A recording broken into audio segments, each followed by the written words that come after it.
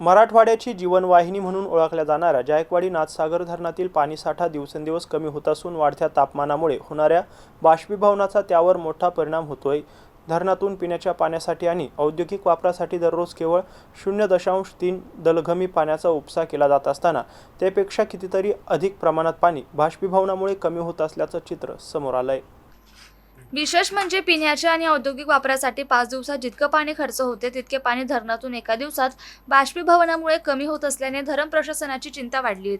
परिणामी जायकवाडी धरणाची पाणी पातळी झपाट्याने घसरत असून आजच्या घडीला धरणातील उपयुक्त पाणीसाठा केवळ 29.28% आलाय।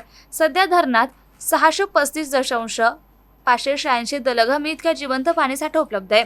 मागील वर्षी जायकवाडी धरणाच्या पाणलोट क्षेत्रात चांगला पाऊस झाल्याने धरणात 236.8422 टीएमसी पाण्याची आवक झाली होती। तसेच गोदावरी नदी पात्रात तब्बल 173 टीएमसी पाणी सोडण्यात आलं होतं। मात्र यंदा जून महिना सुरू होऊनही जायकवाडी धरण परिसरासह पाणलोट क्षेत्रात समाधानकारक पाऊस झाला नाही, त्यामुळे धरणात अद्याप नवीन पाण्याची आवक सुरू झाली नाही। पावसाची प्रतीक्षा कायम असताना धरणातील उपलब्ध पाणीसाठा जपून वापरण्याची गरज निर्माण झाली आहे। आगामी काळात पाऊस लांबल्यास पाणी व्यवस्थापनाचं मोठं आव्हान निर्माण होण्याची शक्यता व्यक्त केली जाते। त्यामुळे नागरिकांनीही पाण्याचा काटकसरीने वापर करणे आवश्यक असल्याचं तज्ज्ञांकडून सांगितलं जात आहे।